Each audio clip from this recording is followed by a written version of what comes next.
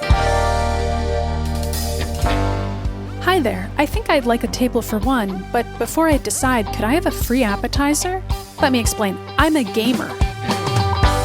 Welcome to Triple Click, where we bring the games to you. This week we talk about video game demos, from the early days of shareware to the post-PT demo landscape, in which demos are rare, exciting, little experiences.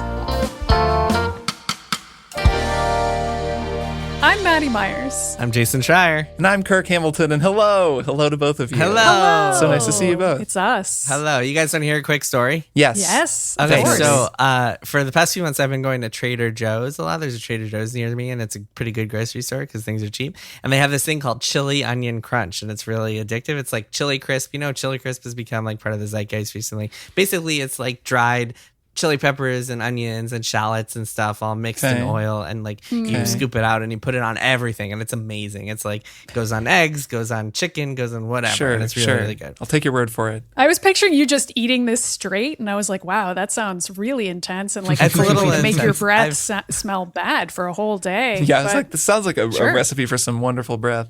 I mean, the thing about working from home is that it doesn't matter what your nobody breath smells doesn't like. matter. That's yeah. true. Just your Yeah. wife and child, but who cares about that? All of our poor microphones. So for like a month now, the Trader Joe's near me has been out of it, and I've asked them, and they're like, "There's a glass shortage." Apparently, as part of our like supply chain issues my God. all across the world, glass is one of the things that's short. In addition to like Nvidia cards all being 4 times what they should be, right. glass is short, at least at Trader Joe's. And so I've been calling them pretty much every week, like before I go grocery shopping, just to see, hey, do you guys have this thing yet? Because they don't have any way of telling whether it'll be on stock. At one point, I even picked a backup that was like this like spicy pepper thing that wasn't quite as good, but was still good. And then they ran out of that too because of the glass shortage. Anyway, long and short of it is, since they still don't have it, it's been like a month. This is a story of how about half hour before we started recording, I spent $30 to order chili crisp from Momofuku, the restaurant, because I was Googling alternatives, and and it was like This is the chili crisp equivalent of like paying $1,500 for a 2-year-old graphics card on eBay. Yeah, you got to go pick it up in a back alley. It'll be in a huge garbage bag, and you'll just do the handoff, do just the dead enabling drop, the scalpers, Jason. Well, so what really makes me nervous is that at Trader Joe's it's like $4 for a jar. At Momofuku, on ordering it online, it's $10 per jar. What really makes me nervous is that the Momofuku one will be so good that I'll be addicted to that, and I'll have to keep ordering it. It'll be like a whole new. That's how they get you. This whole thing exactly. is being engineered by Momofuku. I just want to know how they got their glass. Maybe they have a glass black market They deal. have a connection. Yeah. That's wow, probably they're it. hand That's making probably glass it. in the alley as well. Anyway, this is a video game podcast It sure where is. we talk about shortages of glass all around the world. And also, if you like the show, or even if you don't, I guess, you could go to MaximumFun.org/join and support us, become a member, and get bonus episodes about video games. I want to hear from you. If you don't like the show, but you still if support you don't like us, the I show, wanna especially hear if from you're a you. Max Fun member who's supporting it. I mean, thanks, and I hope you hate listen every week. It's like hate support. Yeah, Yeah. that's what I do. I'll take When I it, hate a politician, honestly. I just contribute all my money to them. I'm like, damn it. That'll show I 'em. appreciate your support, and I hope you really despise this month's Beans Cast, which was about Portal with Justin McElroy, where he compared the game to eggs. One of my favorite parts of that episode. That was good. Good That was a app. very fun one. Extremely Good good. app, Oh, fun and app. we can announce this month's also the June Beans Cast, which is That's of course, true, we of can. course. Final Fantasy VI, a game we've all been playing this year. Yeah, we're going to finally finish it. That's true. And then we're going to talk about it. Yes. So at the end of this month, so if you are out there playing along and you've been playing along and you haven't finished it yet, you have until the end of the month to get your Beans Cast play through in. That's right. But today we are going to talk about demos. Yeah, video what's game the demos. deal with this week? We are doing a what's the deal That's with right, of course. demos. Have I told you guys? My wife and I have for like months now have been rewatching all of Seinfeld. He doesn't actually say what's the deal with that much. I know. Does he It's ever say it? apocryphal. Seems like maybe one of those things that he never says, but he has said it. it. Right? Yeah, he said it once in his In his stand-up, I life, think, or once, maybe, a couple yeah. times in his stand-up. But usually it's the context of like George making fun of him and being like, your bit with the airline peanuts and the what's the deal with, which is funny. But anyway, let's talk about demos, shall we? Sure. Let's do it. Yeah. Demos, I think, are a really interesting topic, and it's really quite interesting to get into them, talk about what we like, what we don't like. But first, a brief history of demos. Do you guys remember shareware? Did you ever own or gosh. any shareware? Yes, I mean I'm the old man on the show. I absolutely used shareware all the time when I was a kid in the 90s. So shareware was essentially the early versions. I mean, I guess there were demos back then too, but essentially before there were real demos, before demos were ubiquitous, there was this concept of shareware, which is you get a game and it's on a floppy disk or a CD or whatever it's on, and you play the first couple of levels for free, and then you can pay for the rest. So you can just buy the rest of the game after testing it out. This was only PC games. There was nothing like this on consoles or anything, but it was pretty popular back in the day. It was like a way that like companies like id Software would like go around and release Doom as a shareware and like try to get people to buy the rest, which did it ever sell you on any games? No, and actually, I would treat the shareware as a standalone thing because I was a kid. You know, when Doom was out, I was pretty young, and I would take it. I had it on a floppy disk, and I would sneak out. I think I've told this story before. I would sneak out at like 5 a.m. before school because I could only play it on my dad's laptop. He had this laptop that he had for work that was, the size of a car. And I would sneak out and install it and play it and then uninstall it and then get back in bed so that I could like play Doom without my parents knowing about it. I never bought Doom because it was like the whole first big chunk of the game. I think Wolfenstein 3D also was the whole Castle Wolfenstein. And then there was a bunch more that you could play, if you bought the whole thing. But almost no one was even really familiar with that stuff because there was so much of the game included for free. My main shareware memory is that because this was basically pre-internet, I mean, there was some form of the internet around, but this was something that was actually handed from friend to friend on a floppy disk. It was shared in person, and you would get, I would get a disk with, drawn in marker Doom, or sometimes you would draw like the logo as best you could. It was like this physical object that was actually handed around from person to person. And I think a lot of those games, I mean, I know Doom, it really spread, through schools, like kids actually just giving floppy disks to one another, which is way more, like zine culture, kind of underground album culture. It's just video games, kind of their version of that. Yeah, some games, what I remember really fondly is that some of these games, either because it was shareware being abused or because people were just like copying floppy disks, a lot of the games would come with like anti-piracy clues and hints and stuff. Like a lot of the original Infocom games, like the Zork games or like the original LucasArts adventure games, would come with like these printed out guides or clue rubrics that you had to use in order to actually beat the game. And so the idea was if you were just getting a pirated copy floppy disk from your friends at school, you couldn't actually beat it because you would get you would stumble on this part and there was no looking it up on the internet or anything. So for example, there's a game called Zack McCracken and the Alien Mindbenders, and to make progress in the game you essentially had to like fly around to a bunch of different cities, and at a certain point the game would ask you for like these codes. I think it was like ticket info or something that only came on a printed out thing that would come in the box, and so you had to have the box to actually get through the game, otherwise you'd just be screwed. And some games would include like messages that would castigate you for being a pirate. It would just like be insulting you. Yeah, it's funny because that whole thing is a little different than demos, right? Because that's just more copy protection. Like the whole there were games I remember where I don't remember which ones you had to enter a word. What's the first word on page 25 in the manual? The manual was always kind of tied to it. The best one of those is I think it's it was like if you had a ROM of, I think it was a Dragon Quest. Like on 3DS, if you had a ROM, you could just play the game totally like normal until you were on this ship going to the main island after the intro, and then the ship just never arrives at the main island, and it just stays at sea forever, and you just think that something's wrong. You're like, well, I guess I need to trigger this cutscene, and you can't just because the game knows that it's a ROM. But a little bit different than demos. What was cool about shareware was you knew you were supposed to be playing it and supposed to be sharing it, and it was actually very easy. They were very small. They fit on a single disc. It wasn't the same as copying like a whole Quest for Glory game onto like 7 floppies and giving it to a friend. Not that I ever did that or saw that happen when I was a kid. Well, so to your point earlier, by the way, Kirk, about you playing the shareware demos, that is kind of the fundamental question at the heart of a lot of demos. Like there's still a debate to this day. Are demos worth it? Like, will they actually help sell copies of your game? If you're a game developer, should you make a demo? And so a lot of people still feel like if you're getting your money's worth, or if you're getting your content's worth out of just the demo, why play the whole game? And in a bit, we'll discuss what makes a good demo. But Maddy, I'm curious to hear from you. Do you have any experiences with shareware or with early day demos in general?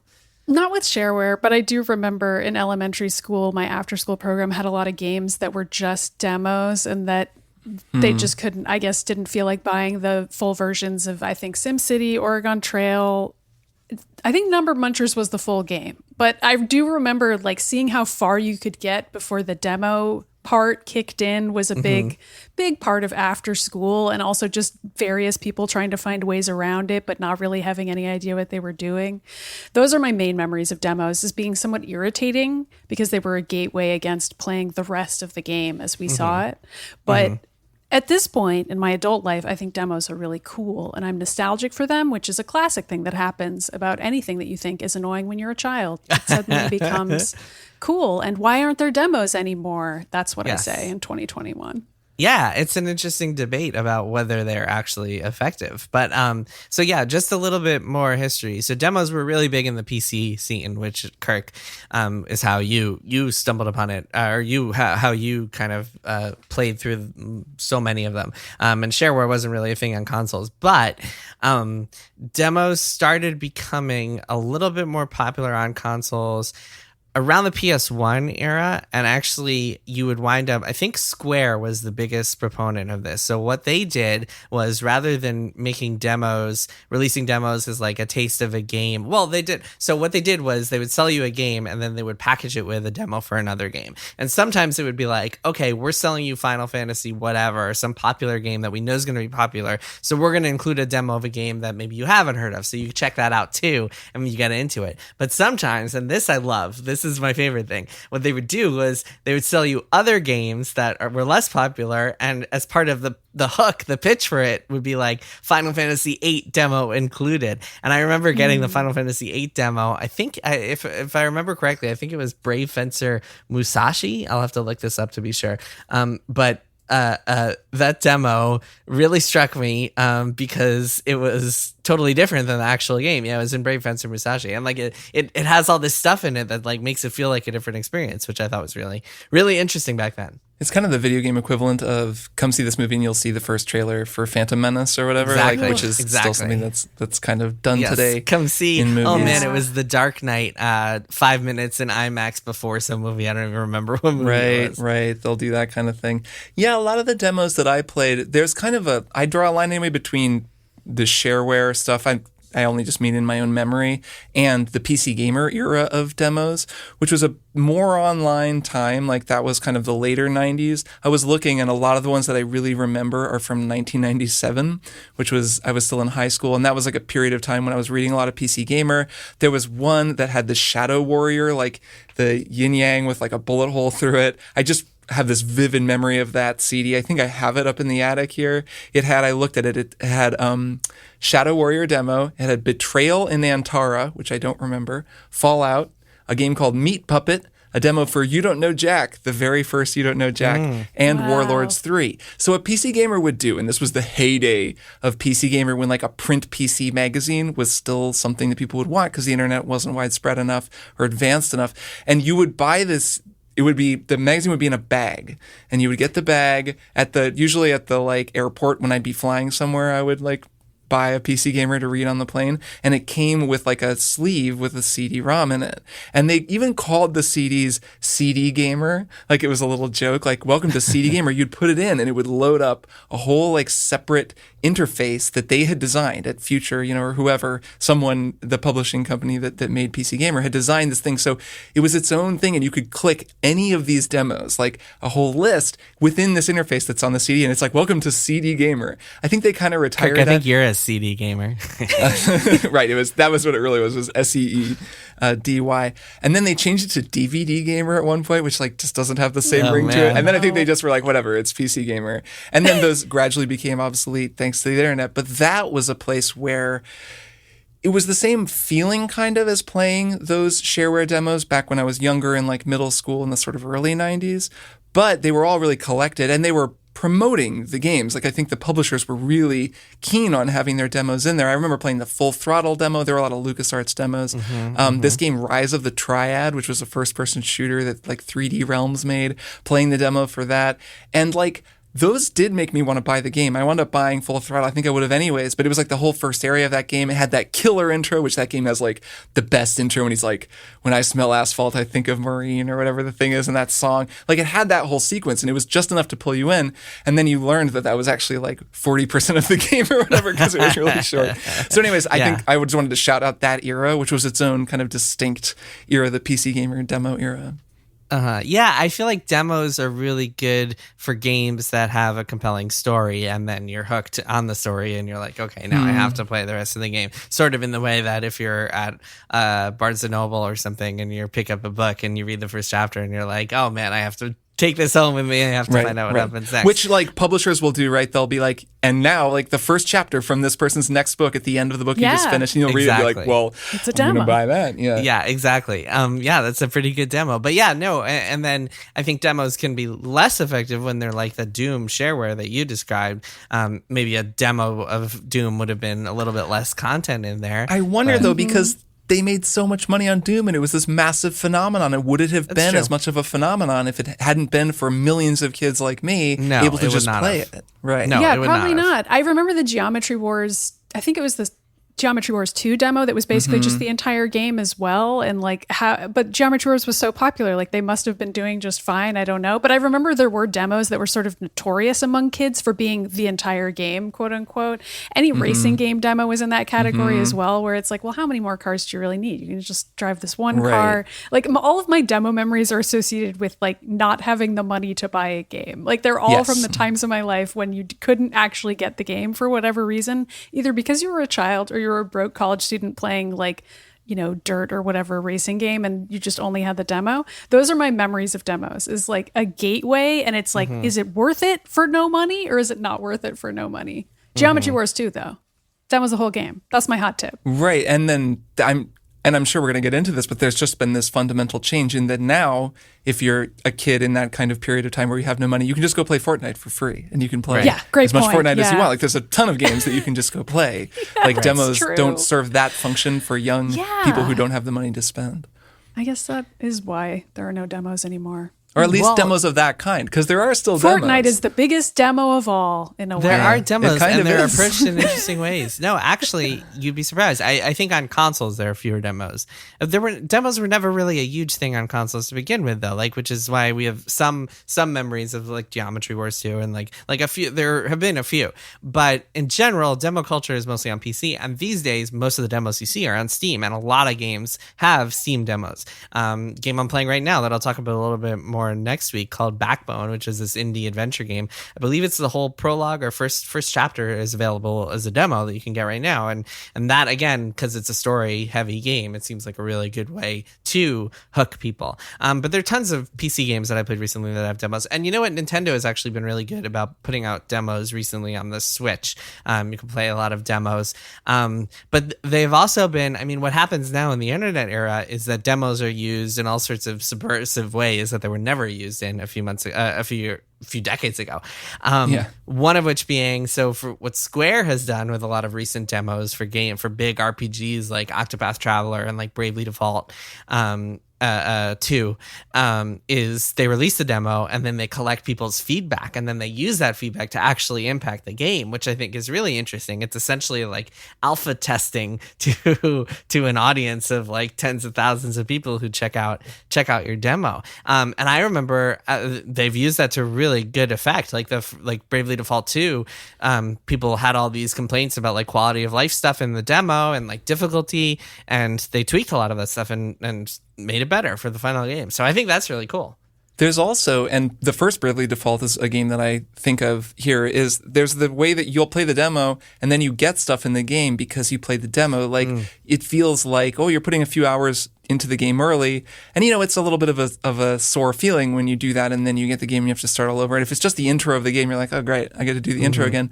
But with the Bravely Default demo, it was really a great demo. I don't even really remember all the specifics, but I remember loving it. And that when you finish it, you like unlock some progress in the game. So there's a little bit of a feeling. It's like nothing. It doesn't really unlock anything for you, but there's kind of that feeling of, well, I didn't waste my time. And I'm sure it helps them sell games because you're like, well, I mean, I've already unlocked some progress. I might as well go buy it. Yeah, you already started the video game. Right. It's already half done. Man, Kirk, you reminded me of how I had to play the entire first 3 chapters of Final Fantasy 15 3 different times. Once at a preview event. Oh, because PAX. of press stuff? Yeah, once at a preview event at PAX, once when they sent me a preview build of the game before the final build, and then they sent me a final build, and I was like, is there any way I can transfer my save from the preview build to the final build? Yeah, that's always tough. Sorry. That's always tough when it's sorry, but your save is a different save, and it's not going to carry. Yeah. And then there are demos. So Final Fantasy VIII, I mentioned, is a demo that changes things in the game, but one of my favorite examples in recent memory of a game, Kirk, you'll remember this, is the demo for Danganronpa. And so Danganronpa, of course, is this was the press demo, right? Or was this the press downloadable one? Yeah. Oh no, I think you could download it too, if I remember correctly. Oh, okay. Fans could check it out too. So Danganronpa, it's a visual novel. It's a sequence of murder mysteries. So obviously it's very heavy on the story, and the story is the most important part. And so what they did was they released this demo of the first chapter where the outcome is completely different in the demo, and so it doesn't spoil the game for you at all because it's a totally different murder mystery and a totally different culprit. So you solve things in a similar way because you're still you're still getting to know the game, but you don't actually spoil yourself, which I think is pretty cool. A cool way to do it. Did they say that at the time when they showed the demo? Were they it's going to have a different ending, or I don't think they didn't so. reveal it? No. Oh, that's kind of cool either way. I think honestly. they wanted to mess with people, which makes sense. Yeah. Very Danganronpa attitude there. Yeah. I feel like all of us have had mixed feelings probably with mixed experiences with demos that actually convince us to buy a game versus demos that are not convincing. I've seen some game developers talk about how demos that their buy-in rate isn't great, and that I've seen some people theorize over the years that demos actually turn players off from checking out their game, which your initial reaction to that would be oh, well, players found out the game sucks. But people just have a lot of conflicting views on this question. Yeah, I wonder. I think it depends both on the demo and on the game, which is, I guess, maybe a boring thing to say because, of course, it does. But I'm thinking a lot about what Capcom has been doing lately. I think the demo for Monster Hunter Rise on Switch is really, really good because it's just put together in a way that puts you into the fun part of the game very quickly. And I wonder, I feel like that would sell people on that game because it actually removes a lot of the fiddly stuff that you have to learn to deal with when you're playing Monster Hunter, and really just lets you kind of fight a monster, and that's pretty cool. And that's also a series that I think a lot of people want to get into and are curious about, so they're probably more likely to go play the demo, and it's good that they have a demo in place that isn't here's all the weird arcana you're going to have to master to play Monster Hunter. It's just this is the fun part, the best part when you're fighting the monster. And then another example that's also Capcom is what they do with Resident Evil and what they've done with the last few Resident Evil games, which is kind of what made us think to do this episode in the first place. Is I was talking about one of the Resident Evil Village demos, and there were a bunch of those. There were a bunch of Resident Evil 7 demos, and those are treated more almost like promotional material because it's like Resident Evil game. A lot of people are just psyched and want some reason to be thinking about it. And when the demo comes out, then it just kind of gets Resident Evil fans to be oh man, I played the demo.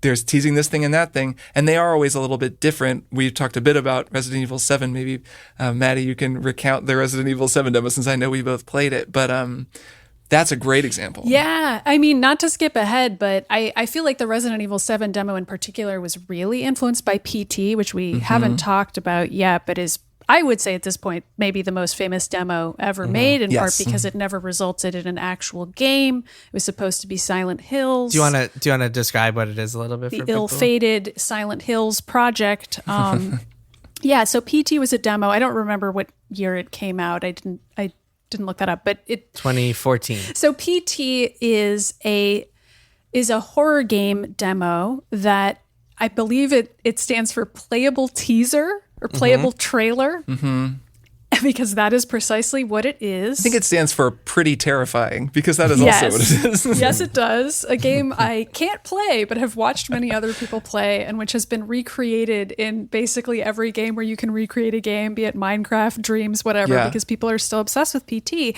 You go through a house over and over again. There's a creepy baby in there. There's a bunch of different events that you can trigger that happen according to just which version of the house you happen to walk into each time, even though it's the same house nominally every time. So this idea of doing a repetitive action over and over, entering a haunted house, entering theoretically the same hallway every time, but different things happen, and you do slightly different actions to try to trigger different story events from unfolding.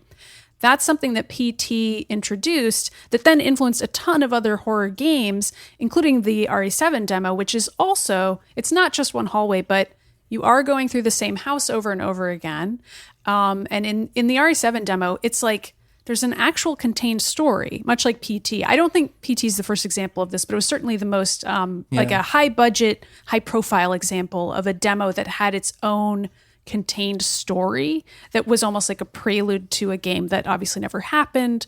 But in RE7, the downside it's an actual self-contained preview for a game that then did happen, and it has separate story elements in it that sort of come back in that game. But you don't have to play it in order to understand RE7. It's fine, but it's like it's its own little video game. And the idea of having that be a promotional tool is, I mean, it's a ton of money. Like what? That's like an absurd expectation, but it's something that clearly Capcom has decided to do. I don't know if the Village demo was as involved as the RE7 demo. So was it long, or the one that I played was quite short, and I know there was a second one, and I'm not sure if it was as involved, but I don't believe that it was, only because what Resident Evil 7 did was there's like a film crew that goes and they're shooting a documentary, and you're the cameraman, and the whole demo takes place as this sort of interactive cutscene that you're filming, and then horrible things happen to you. So it's like Blair Witch style, lo-fi, southern fried horror.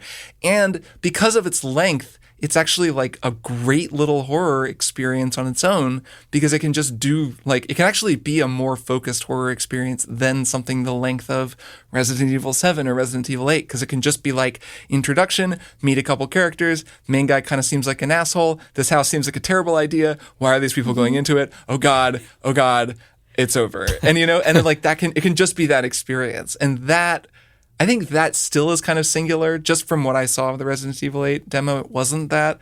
Though it is still that thing where it's like setting up various aspects of the game, reusing elements of the game. I don't think, well, the guy you play as in the demo that I played, it wasn't really a named character, and I don't think there's any evidence of him in Resident Evil Village the way that in Resident Evil 7 you find the videotape that they shot, and you can kind of watch the movie of the demo in the game, which is just so freaking cool. And so there's nothing quite like that, but it's the same kind of idea, and I hope that those demos all exist, like that those are kind of maintained alongside of the game, just because they're kind of essential parts of the experience. Like it's more than just the self-contained game experience. Those types of demos go beyond the game, and they expand it into this kind of, meta thing, like a collection of smaller experiences that are kind of essential parts of the finished game. Yeah, I remember playing that RE7 demo for hours with my friends because it was the post-PT landscape of people feeling like a secret could be embedded in a demo, and like there are some sort of secrets embedded in the demo. Like you can certainly find different outcomes, but there weren't nearly as many somewhere.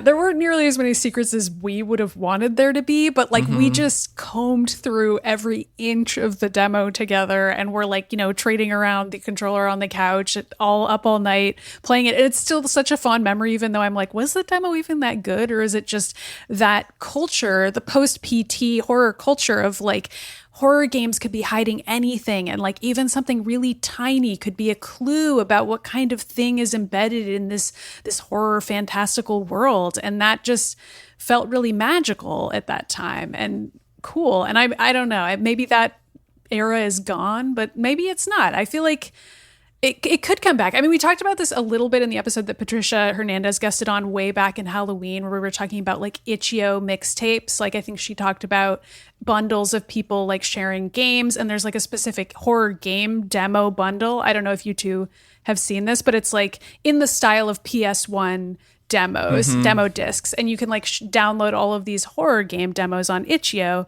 and they're not demos for real games. I mean, I think some of them are, but some of them are just a demo, and it's like designed specifically to be a demo. So there's certainly people out there, at least in the horror space, who are really fascinated by the idea of a short form prelude to a story and what you can do with that format.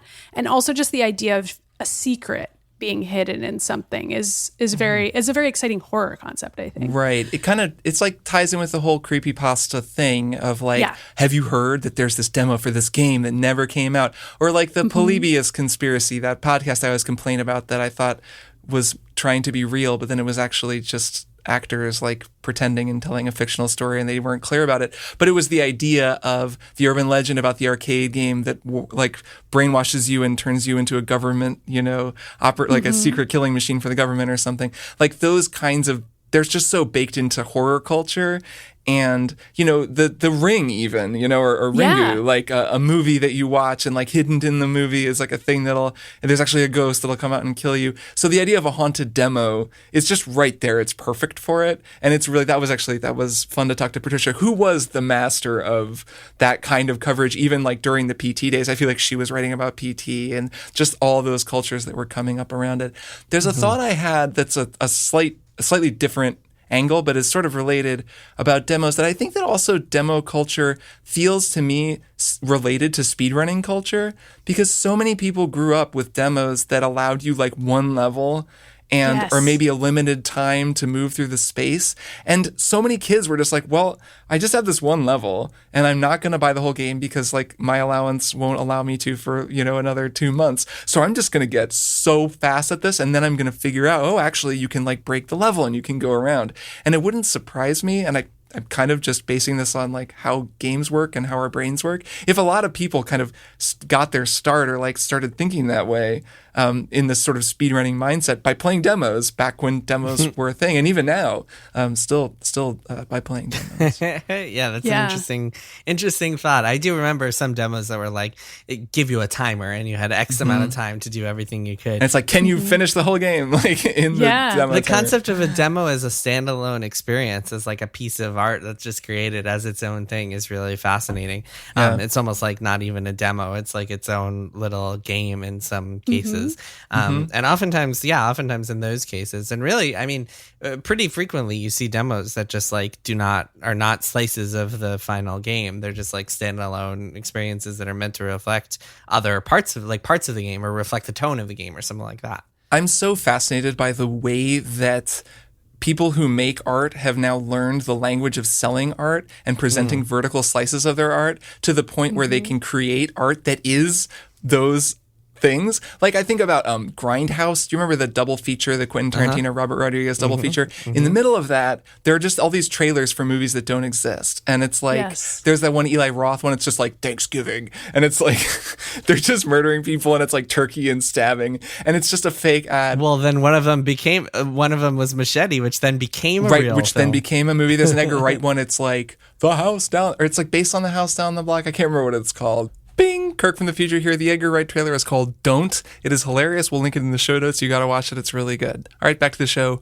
Bing! It's so funny. They're all great. They're all on YouTube and you can just watch them. And it's a lot of like horror masters sort of spoofing the art of the horror trailer, which is again horror. It's like yet again like horror directors, horror game creators tend to be like masters of their genre in a certain way, just because there's like a kind of, it's such a specific vibe and there's so much sort of specificity there that they learn it. And the horror game like demos are the same kind of idea, like creating that sort of what would ordinarily be a vertical slice of a product that's being sold, but it's not.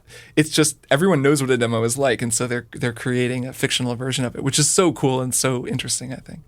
Yeah, there have been times when I've gotten really into a demo. Recently, I got really into the demo for Deltarune, which is the sequel to Undertale, and Toby Fox, the creator of both games, released a demo. I mean, he called it like Chapter 0 or Chapter 1 or something like that. That was essentially like a 2-hour demo for what would be Deltarune. And then there was also a demo for Undertale, and there have been demos for like other RPGs or related games that I've kind of like tried to find every nook and cranny, every secret, that sort of thing, which is always fun.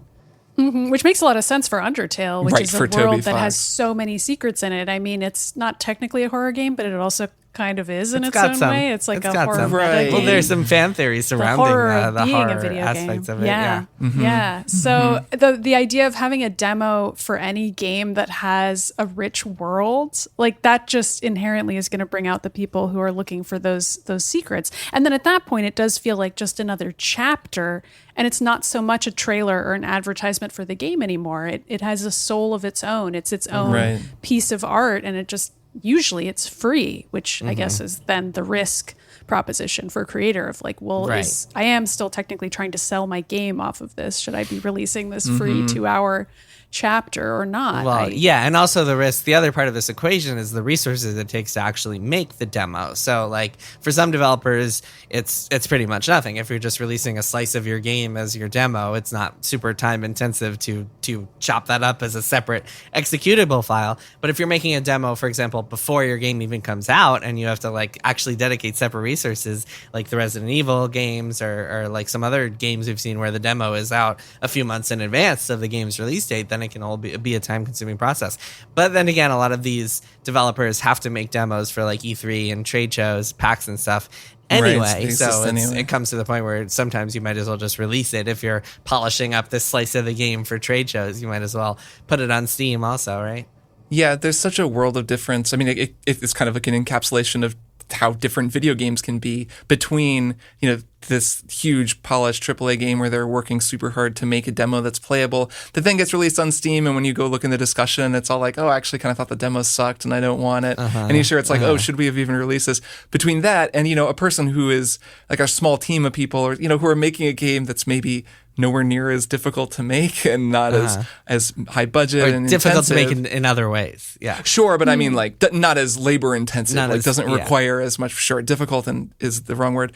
And then it's probably like really refreshing to be able to think, I just want to make like a 1-hour thing that's its own thing and is going to just delight people. And no one even really knows about my game, but I think it's really special. And now I'm going to have this weird idea that I'll just put out and like word of mouth maybe will work. But I just want to like delight people and freak them out and show them something really cool that'll get them talking about this game. And it's actually nice to just lower our scope and think, okay, what's something we can do that's an hour long using these tools that we're very familiar with on our much bigger game. They're just such different propositions just because video games can be so different. Yeah. Or if you're a mobile game developer, then you release a demo and then you fill it up with timers that people have to pay to bypass. Well, and that's that line, right, between free to play and a demo, which is yeah, I feel like the mobile game equivalent is whatever those ads are on Instagram, but like the ad is just showing a video game that doesn't exist that you can never actually play. Like those are the demos of the mobile gaming world where you like see a really cool puzzle game and you're like, but if I downloaded this is not, it would be a completely different video game. And it's not at all. It's not that at all. Yeah. What a strange world.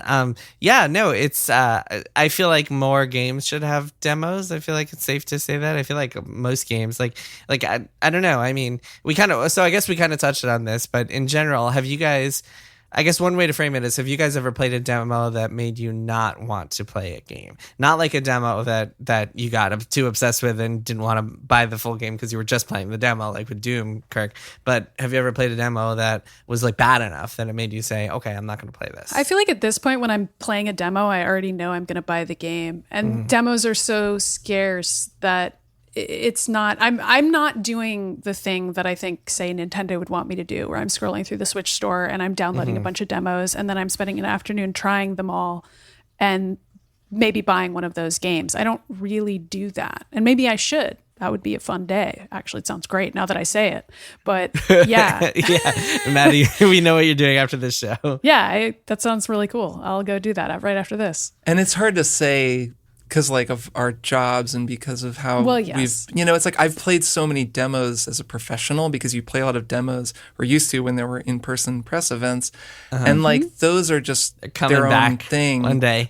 So it was just like for more than 10 years, I would have played a demo of every single game that was coming out. Right. Or I've edited someone who did it, so I knew all about it. So it's just sort of hard to say. Back when I was playing lots of demos, like when I first got my 360 and was just like, I'm just going to play demos for stuff. There were certainly games where I would play the demo and be like, oh, well, that was cool, but, I'm not going to buy that game because I'm going to get X, Y, or Z. I don't remember any specifics, but like, I think when I would just go through demos on the Xbox live arcade, and try things out.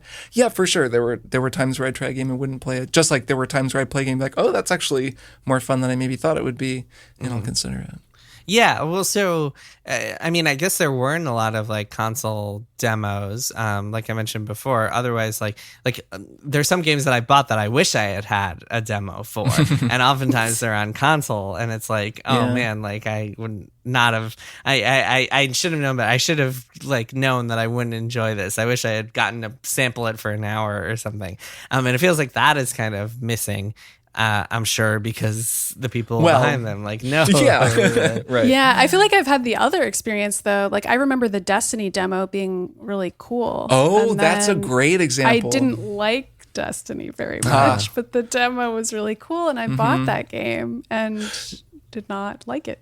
No, that's true though. Well, I mean, I've struggled to like Destiny for a long time. I had super conflicted feelings about it until like The Taken King was when I really started liking that game. But that is true. That demo though, it had that cool fan. Peter Dinklage was there. He didn't sound excited to be there, but he was there, and we all knew who he was. Was that different than the beta? Was there a beta and a demo, or the two? I think it's kind of the same thing. We're kind of mixing them. It's like it was the thing you could play that was basically like the Cosmodrome first couple of missions and the strike, the one strike. That was where that wizard came from. The moon came from. That wizard came from the moon was in there, I believe. Yeah. Right. Yes, and that was in the demo. Well, so the problem with a game like Destiny is that it's amazing when you play just like an hour until you realize the next 20 hours, next 400 hours are all the same thing. And in Destiny's specific case, that strike was actually stronger than the however many 3 strikes that shipped with the game. That one strike is really cool. And when you play it, I would remember play it like a year later and be like, man,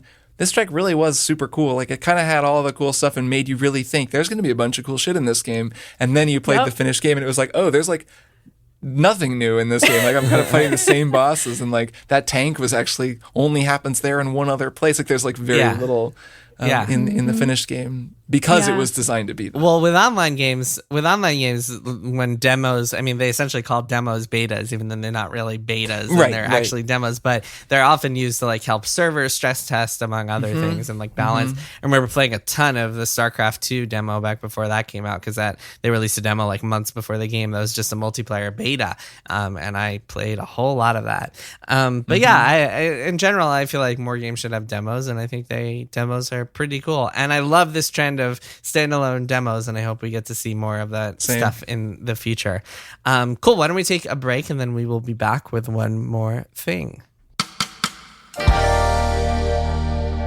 Hey, it's John Moe. And look, these are challenging times for our mental and emotional health. I get it. That's why I'm so excited for my new podcast, Depression Mode. We're tackling depression, anxiety, trauma, stress, the kinds of things that are just super common but don't get talked about nearly enough. Conversations that are illuminating, honest, and sometimes pretty funny, with folks like Patton Oswalt, Kelsey Dara, and Open Mike Eagle. I have this public-facing self, and then I have my emotional self that tends to stay hidden. It was about finding a way to communicate to somebody that, like, there's terrible going on back here. Plus psychiatrists, psychologists, and all kinds of folks. On Depression Mode, we're working together, learning, helping each other out. We're a team. Join our team. Depression Mode from Maximum Fun, wherever you get your podcasts.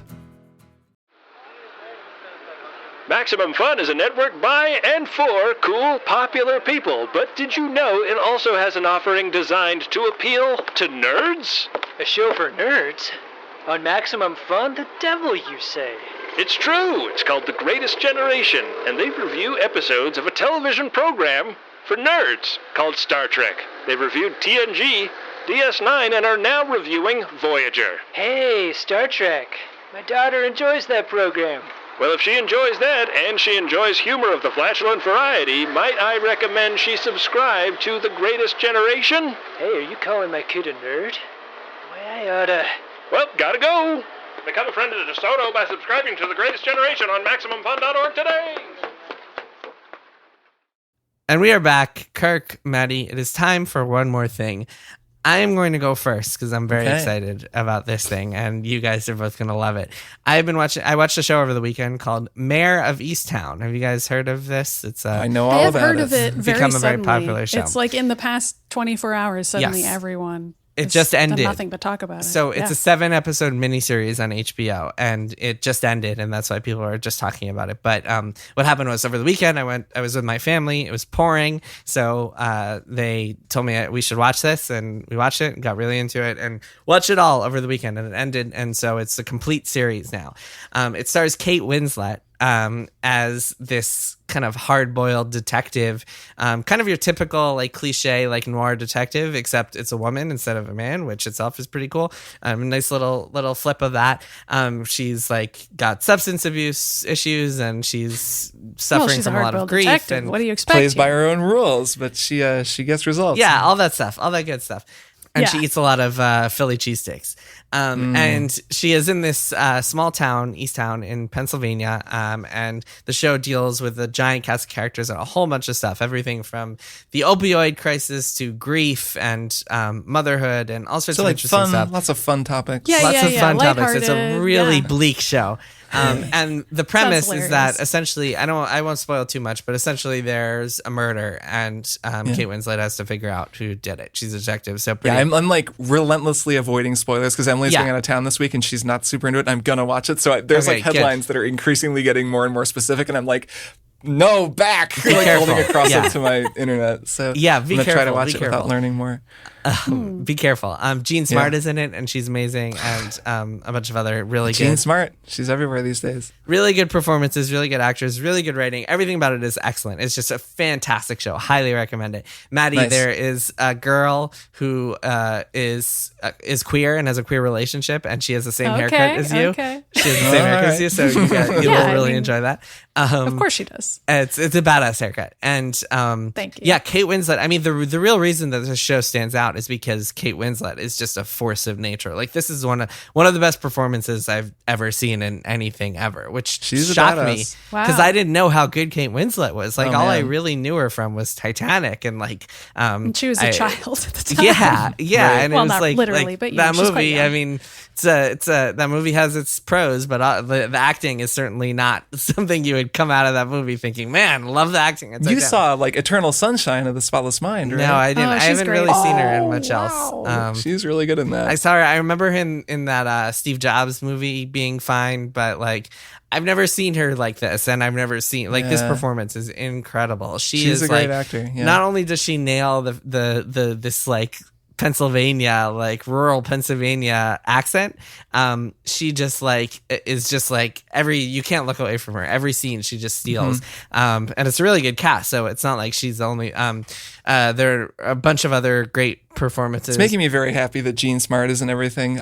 This isn't my one more thing, but we've been watching Hacks, and that show is also really great. And she's the lead in that, and is like so good. And of course, she was amazing in Watchmen too. Julianne Nicholson also is in it and is great. Nice. Guy Pearce is randomly in it. Guy Pearce. Hi. Evan Peters, who plays Pietro in Yeah, WandaVision, that's right, yeah. is in it. Yeah, just a lot of really great stuff. Nice. And yeah, it's bleak, so get ready to be depressed as you watch it. Like there's some really, really sad stuff. It's really, really Great. sad. Okay. Say no more. I'm sold. But it's great. Where is You it guys- streaming? You guys should watch it. It's on HBO.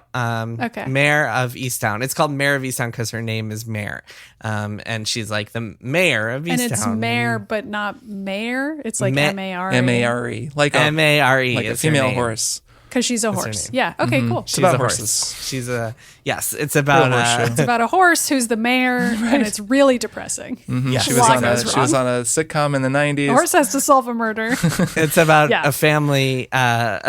who gets adopted by a horse, and the horse has to be their father, and it's Right, called Horsing Around. Maddie, what's your one more thing? Okay, so mine is a video game called Fuser, which I think I talked about on this show Yes. You months have. ago whenever You it did. came out. And I kind of gave it another chance this week. So I was participating in a friend's charity stream this last weekend for Palestine, and I decided to play Fuser in the stream. That makes it sound like it was my decision. That's not true. Our friend Geeta Jackson suggested that I play Fuser, and she guessed it on the stream with me and was like, it would be really fun to play multiplayer. And I was like, that's probably true. So Fuser is a game where you are a DJ and you have to mix beats live definitely fun to play in front of a crowd, which is That makes not how I sense. was playing it before. I was just playing it by myself. And I think when I talked about it on the show, I was talking about how playing it, especially during the pandemic, it made me really miss performing and live shows. And I'm an electronic musician. And so if I play live, I am doing a lot of queuing up clips and trying to mix things against other things. So there are some things about Fuser that remind me of that. Although, of course, I mean, you can design some of your own clips in the game, but it's fairly rudimentary. I didn't love the pad that they have you Yeah, I use in the remember you game being and fairly controlling cool that on with it. a mouse. I was like, this doesn't make sense. I should just open up GarageBand and compose some electronic music if I want to do this. But you can also make mashups in there, and you can like mashup Call Me Maybe and Smash Mouth's All Star or whatever, and it's hilarious. As it's all one in good does. fun. As you do.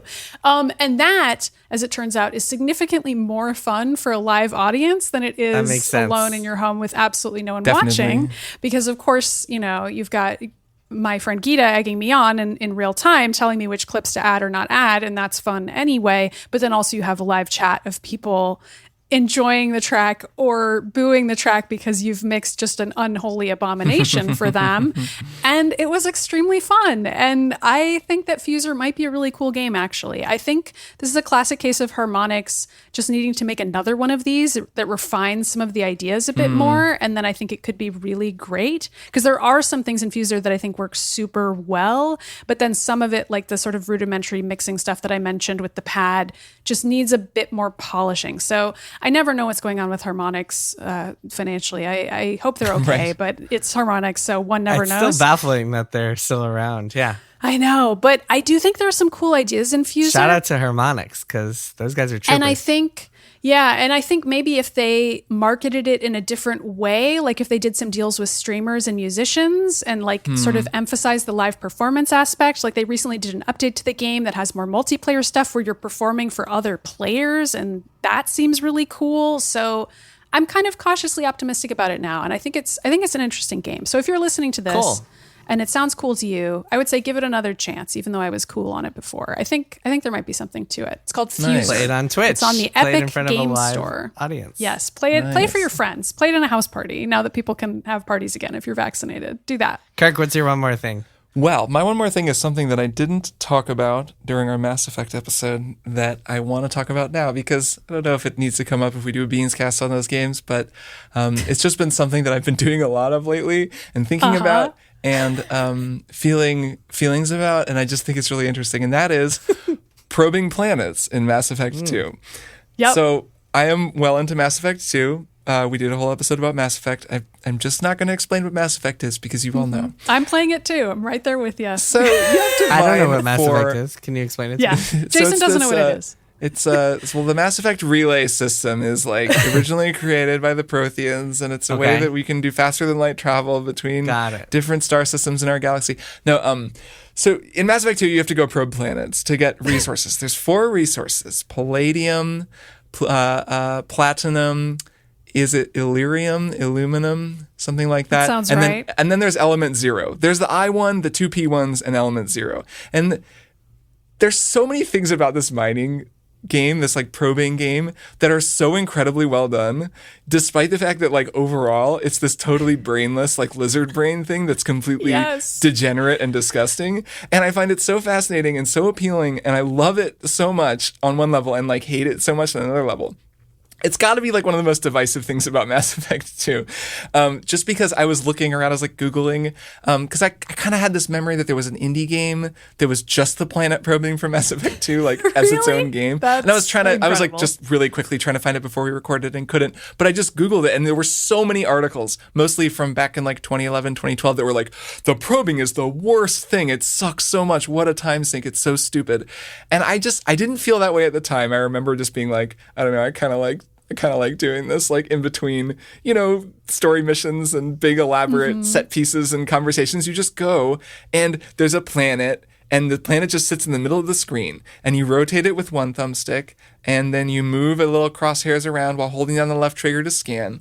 Your controller starts to vibrate and there's a little like sort of seismograph over on the ripple right. effect almost when you're hitting an element of some Yes. kind. Yeah, you get It starts rewarded. to pick up, and it's like a big metal detector. so. Yeah, kinda. Yeah. Yes, the audio, video, and rumble design of this thing is so fucking good that it's like dangerous. The way that it moves, the way that it jumps when different things spike in different areas, you have to kind of move your thumb around your left thumb while you're holding the trigger to scan, and then like it makes a different sound depending on the element. So it's like, and then it's like, and it's like, and then also on top of all of this, the three that you're looking for are really common, the I and the two Ps, but then element 0 is really uncommon because, and you only need that for like biotic stuff and certain upgrades. So then sometimes you'll be looking at a planet and it's like it'll start making the element 0 sound. You're like, oh shit, we got an element 0 planet. And just when you press the trigger to fire a probe,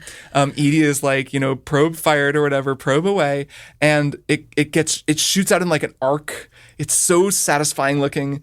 The whole screen, the focus on the planet jumps when you shoot. So like the HUD stays put, but the planet like shimmers for a second. There's like an impact, and the rumble is like perfect. Everything about it is like so lizard brain appealing. And I just will put on a podcast and like just go probe planets, man. Like sometimes you find side missions while you're probing, like, it'll be like anomaly detected, and then you go and land, and there's some little fun side stories you can uncover. I'm definitely going to like probe every planet in this game just to find all of those, because I think I found them all last time I played, but I don't remember them. But some of them are pretty cool. But even when I'll find an anomaly, I'm like, okay, I'll come back to that. I'm going to keep probing though. I'm probing all day. I'm going to be probing for an hour. Just listening to whatever podcast, probing. I don't like always listening to podcasts because I do like the audio. But anyways, I just want to say that my name is Kirk Hamilton, and I like to probe planets in Mass Effect 2, and that's okay, damn it. It is a good part of that game and a nice way to break up the rest of the game, even if it is a little bit too much fun. So, Kirk, I'm proud of you. I'm proud of you for sitting. I'm finally owning who I am. I think I'm with you. I haven't gotten full into the probe zone in this playthrough yet, but I remember having that experience the first time around when I was just playing it on Xbox and just lying on my couch. This was a pre-podcast era, or at least before I was listening to podcasts. So I was just silently alone in my home probing planets. And I do remember probing a bunch of planets in a row and just really being like, this is mindless This is nice. drudgery. And yet I can't seem to stop myself from probing another planet. But I don't know if that's good or bad. It might be bad. It kind of has no place in the game, and yet as a way to break things up, it's kind of works. Like I don't know. It's I have mixed feelings about it, but I just when I'm doing it, I'm loving it. Yeah. Yeah. Probe those planets, Kirk and Maddy. Probe those planets. Yeah. All right. I think that is it for this week's episode. Probes and demos aside, it is time to say goodbye, and that we will see you all next week. Yeah. See you all next week. Bye. Triple Click is produced by Jason Schreier, Maddy Myers, and me, Kirk Hamilton. I edit and mix the show and also wrote our theme music. Our show art is by Tom DJ. Some of the games and products we talked about on this episode may have been sent to us for free for review consideration. You can find a link to our ethics policy in the show notes. Triple Click is a proud member of the Maximum Fun Podcast Network, and if you like our show, we hope you'll consider supporting us by becoming a member at MaximumFun.org/join. Find us on Twitter at TripleClickPod, send email to tripleclick@MaximumFun.org, and find a link to our Discord in the show notes. Thanks for listening. See you next time.